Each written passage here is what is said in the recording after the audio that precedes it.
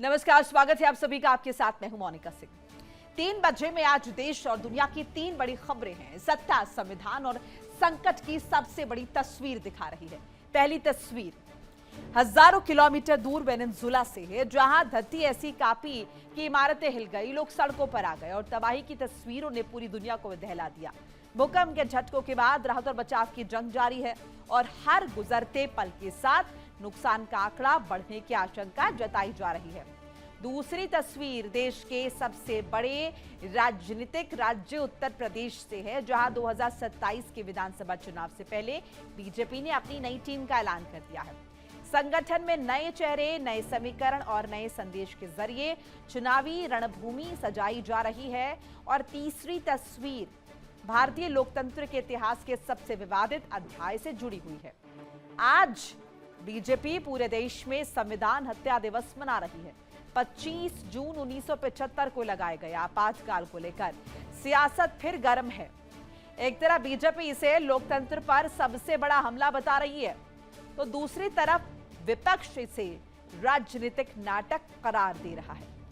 संविधान, आपातकाल और लोकतंत्र की लड़ाई पर फिर से छिड़ रही है सियासी बहस, सियासी महासंग्राम। तो आज बात होगी वेनेजुएला में भूकंप की भयावह तबाही की, यूपी बीजेपी की नई टीम और 2027 की रणनीति की, और संविधान हत्या दिवस को लेकर छिड़े राजनीतिक घमासान की। धरती के कंपन से लेकर सत्ता के समीकरण तक, तबाही से लेकर चुनावी तैयारी तक और संविधान से लेकर सियासत तक, हर बड़ी खबर पर होगी बात विस्तार से।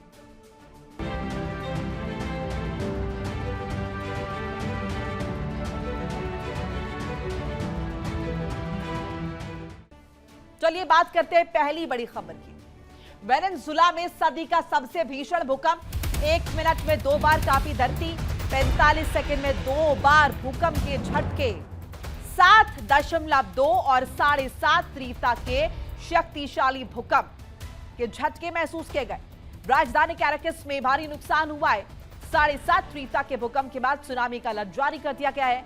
कैरेबियाई द्वीपों में भी सुनामी की चेतावनी जारी की गई है। राजधानी कैराकस से 168 किलोमीटर दूर भूकंप का ये तस्वीरें आप देख रहे हैं। सड़क पर दरारों की ये तस्वीर तस्दीक कर रही है इस बात की कि कितना भयंकर इंटेंस ये अर्थक्वेक था, ये भूकंप था, जिसकी वजह से हजारों जिंदगियां तबाह हो गई। और वहीं वेनेजुएला भूकंप पर प्रधानमंत्री नरेंद्र मोदी ने दुख जताया। वेनेजुएला के लोगों के प्रति संवेदना व्यक्त की है। भारत ने हर संभव सहायता का भरोसा दिया है। वेनेजुएला में भूकंप से तबाही से दुखी हूं, ये पीएम मोदी ने सोशल मीडिया पर साझा किया है। आपको वो ट्वीट भी दिखा रहे हैं। पीड़ित परिवारों के प्रति गहरी संवेदना व्यक्त की है। भारत हर संभव मदद के लिए तैयार है, इस बात का जिक्र प्रधानमंत्री नरेंद्र मोदी ने किया है। इस बीच वेनेजुएला को संकट की घड़ी में भारत का साथ मिला है। प्रधानमंत्री नरेंद्र मोदी ने वेनेजुएला में आए जबरदस्त भूकंप से तबाही पर दुख जताया है। उन्होंने भूकंप पीड़ितों के प्रति संवेदना व्यक्त की है और दक्षिण अमेरिकी देश यानी वेनेजुएला में जारी बचाव कार्यों के बीच भारत की ओर से मदद की पेशकश की है। पीएम नरेंद्र मोदी ने सोशल मीडिया प्लेटफॉर्म एक्स पर लिखा है, वेनेजुएला में आए भयंकर भूकंप से तबाही से बहुत दुखी हूं। भारत के लोगों की ओर से मैं वेनेजुएला की सरकार और लोगों के प्रति, खासकर उन परिवारों के प्रति अपनी हार्दिक संवेदनाएं व्यक्त करता हूं जिन्होंने अपने प्रियजनों को खो दिया है।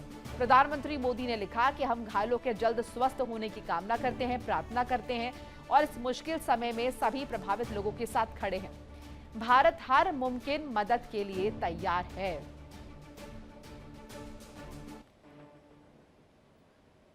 और वहीं वेनेजुएला भूकंप पर ट्रंप ने भी चिंता जताई है। अमेरिका मदद को तैयार है, ये ट्रंप ने कहा है। हर संभव सहायता देंगे, ट्रंप द्वारा कहा गया है। राहत बचाव के लिए अमेरिका आगे आया है। तो जो स्थिति वेनेजुएला में बनी है भूकंप के बाद और उसके बाद सुनामी का अलर्ट भी जारी हुआ है, इन सब के बीच वेनेजुएला अफरा तफरी के माहौल से जूझ रहा है। स्क्रीन पर आपको पोस्ट दिखा रहे डोनाल्ड ट्रंप का। The 2 major earthquakes that just hit the great people of Venezuela are both massive in scale and have left a devastating number of deaths.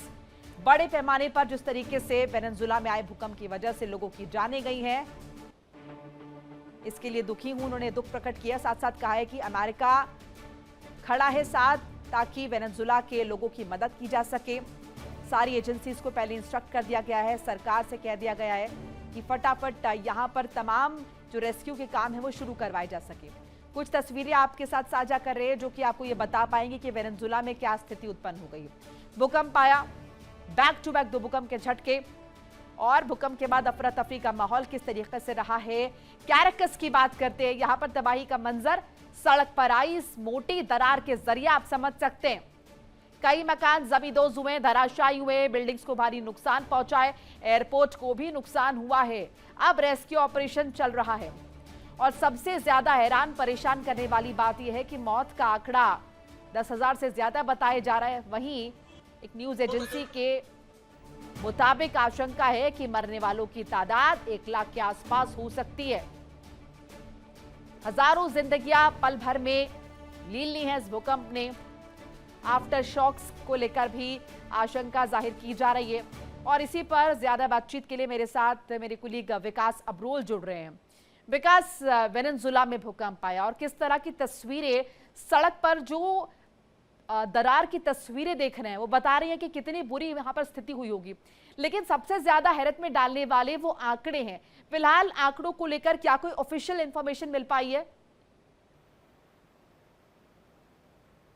देखिए, जो भी आंकड़े सामने आ रहे हैं वो बहुत जिस तरह का ये भूकंप है उस हिसाब से बहुत कम आए हैं। बताया जा रहा है कि अब तक 32 लोगों के मारे जाने की खबर सामने आ रही है, जो ऑफिशियल फिगर है, लेकिन ये कई हज़ार हो सकते हैं जिस तरह की खबर है। क्योंकि देखिए, अभी मलबा जो है वो बहुत गिरा हुआ है, राहत बचाव कार्य लगातार जारी है और मलबे के नीचे बहुत से लोग दबे हैं, तो ऐसे में उनके मरने की आशंका बहुत ज़्यादा है। 700 से ज़्यादा लोगों के घायल होने की खबर अभी जो आधिकारिक पुष्टि हुई है वो यही हुई है, लेकिन जैसे समय बढ़ता जाएगा मरने वालों की संख्या बढ़ती जाएगी। उसके साथ राष्ट्रीय आपातकाल घोषित कर दिया गया है, इमरजेंसी सेवाएं लागू कर दी गई हैं। लगातार राहत बचाव दल कार्य जो है पूरी तरह से वहां पर मौजूद हैं और लगातार लोगों को बचाने का जो कोशिश की जा रही है वो लगातार जारी है। अंतर्राष्ट्रीय हवाई अड्डा जो है वो भी स्थायी रूप से बंद कर दिया गया, क्योंकि वहां पर भी बहुत सा जो बताया जा रहा है कि वहां पर भी बहुत सी दरारें आई हैं और बहुत ज़्यादा नुकसान हुआ है। तो ऐसे में वेनेजुएला के और उसके आसपास के जो इलाके हैं, खासकर काराकास के आसपास के इलाके में बहुत ज़्यादा नुकसान हुआ। देखिए, 7.2, 7.5 यानी 7.5 तीव्रता के जो भूकंप हैं वो छोटे भूकंप नहीं है, एक बहुत बड़े भूकंप है और ये काफी देर तक उसके जो आफ्टर शॉक्स है वो भी अब कहीं ना कहीं मुसीबत बनेंगे। और अब तो विकास सुनामी की का अलर्ट भी जो है वो भी जारी कर दिया गया, सुनामी को लेकर भी चेतावनी जारी हो चुकी है। बहरहाल बहुत बहुत शुक्रिया आपका तमाम इन्फॉर्मेशन साझा करने के लिए, तस्वीरें लगातार दर्शकों को दिखा रहे थे। और चलिए अब दूसरी बड़ी खबर का जिक्र करते हैं। यूपी बीजेपी की नई टीम का ऐलान हो चुका है। यूपी बीजेपी की नई टीम का ऐलान, यूपी बीजेपी में 19 उपाध्यक्ष बनाए गए, 8 महामंत्री और 11 मंत्री नियुक्त किए गए। पूजा पाल, कामेश्वर सिंह, आलोक गुप्ता उपाध्यक्ष बनाया गया है। संजय राय, शंकर लोधी, राजेश चौधरी महामंत्री बने हैं। नवाब सिंह नागर पश्चिम यूपी के क्षेत्रीय अध्यक्ष बने हैं। राजनाथ सिंह के बेटे नीरज सिंह उपाध्यक्ष बने हैं। तो स्क्रीन पर आपको वो नई सूची दिखा रहे हैं और देखिए सूची के मायने क्या है वो समझना बहुत महत्वपूर्ण हो जाता है, क्योंकि अगले साल होने हैं 2027 में उत्तर प्रदेश में चुनाव, और उत्तर प्रदेश के चुनाव ये तय करते हैं कि केंद्र में क्या तस्वीर बनेगी। तो 2027 का सेमीफाइनल अगर एक बार फिर से बीजेपी जीत जाती है तो 2029 में ये जो उम्मीद है वो और ज्यादा बड़ी हो जाएगी। और ऐसे में कोई कोर कसर नहीं छोड़ी जा रही है। बीजेपी जो कहा जाता है 24 घंटे 365 दिन इलेक्शन मोड में रहती है, अब उन्होंने इसमें नई जान फूंकने की तैयारी कर ली है और इसीलिए नई टीम जारी कर दी गई है, क्योंकि मिशन 2027 पर फोकस है। प्रदेश बीजेपी की नई टीम का ऐलान हो चुका है और इसके साथ ही 2027 का राजनीतिक बिगुल बज चुका है। सवाल सिर्फ संगठन में नए चेहरों को जगह देने का नहीं है, सवाल यह है कि क्या बीजेपी ने 2027 की चुनावी बिसात बिछानी शुरू कर दी है। क्या जातीय समीकरण, क्षेत्रीय संतुलन और राजनीतिक संदेश को ध्यान में रखकर नई टीम तैयार की गई है, और क्या ये नई टीम विपक्ष के खिलाफ बीजेपी की सबसे बड़ी चुनावी फौज बनने जा रही है। लंबे इंतजार, कई दौर की बैठकों और दिल्ली से लखनऊ तक चली गहन मंथन प्रक्रिया के बाद यूपी बीजेपी अध्यक्ष पंकज चौधरी ने प्रदेश संगठन की नई सूची जारी कर दी है। और इसी पर ज्यादा बातचीत के लिए मेरे साथ अनुज जुड़ रहे हैं, मेरे सहयोगी। अनुज, एक नई तस्वीर, एक नया खाका और कोशिश की जा रही है कि अब उत्तर प्रदेश में हैट्रिक लगाई जाए।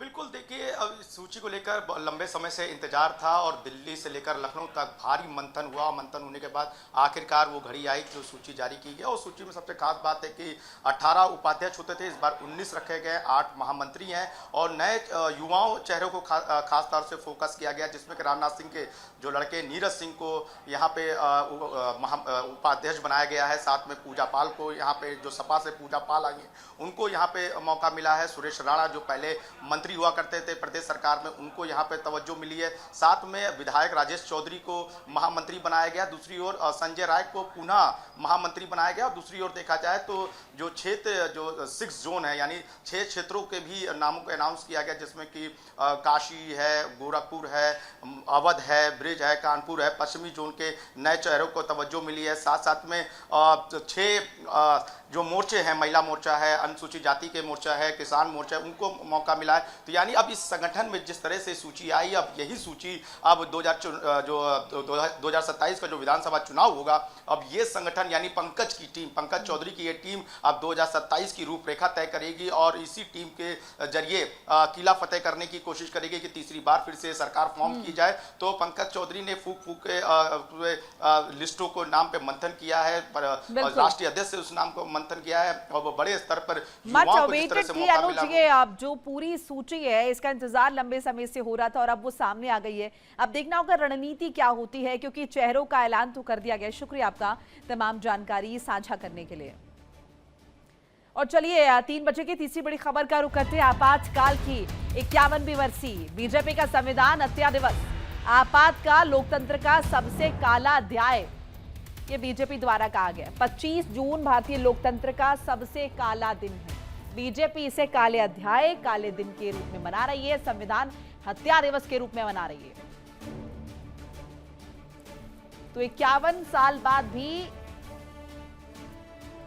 इमरजेंसी की यादें ताजा हैं और बीजेपी संविधान हत्या दिवस मना रही है, बड़ा संदेश दे रही है।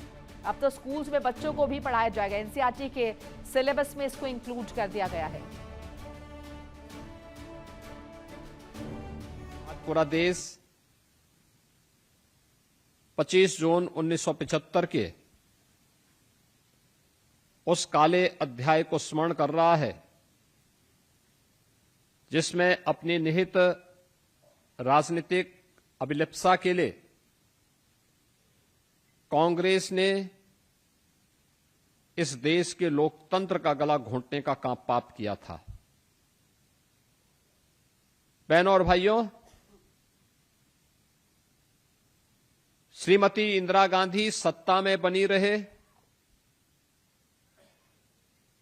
उसकी सत्ता छोड़ने बनी रहे, इसके लिए न्यायालय के आदेश उस पर लागू न हो सके।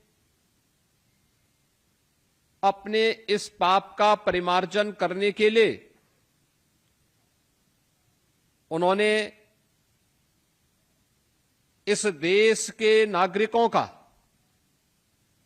दलितों, वंचितों, पिछड़ों, महिलाओं और हर उस वयस्क मतदाता के उस अधिकार को छीनने का कुत्सित प्रयास किया जो भारत के संविधान के शिल्पी बाबा साहब डॉक्टर भीमराव अंबेडकर जी ने भारत के प्रत्येक नागरिक को बिना भेदभाव के उपलब्ध कराया था। अब कोई इमरजेंसी लगाने की हिम्मत नहीं कर सकता। देश का लोकतंत्र जीवित है और जीवित रहेगा। देश चलेगा जनता के मत से, जनता के आशीर्वाद से। इसलिए, और वहां पर कांग्रेस पार्टी के आने का बहुत बड़ा कारण आप भी जानते हैं, अनुभवी आप पत्रकार हैं। जनता पार्टी में जो टूट फूट हुई, जनता उससे पीड़ित हुई और बाद में उसी जनता ने फिर बीपी सिंह को लाया, तो फिर वाजपेयी जी को लाया और आज तो मोदी जी को लाए। तो पीपल आर सुप्रीम। लेकिन अब इस देश में डेमोक्रेसी के खिलाफ कोई छेड़छाड़ नहीं कर सकता। और इसी के साथ यहां पर वक्त हो चला एक छोटे से ब्रेक का। देखिए इंडिया डेली 24/7 अब आपकी स्मार्ट टीवी पर। इंडिया डेली मौजूद है सभी डिजिटल प्लेटफॉर्म पर लाइव और लगातार। इंडिया डेली 24/7 हर दिन राष्ट्र को समर्पित।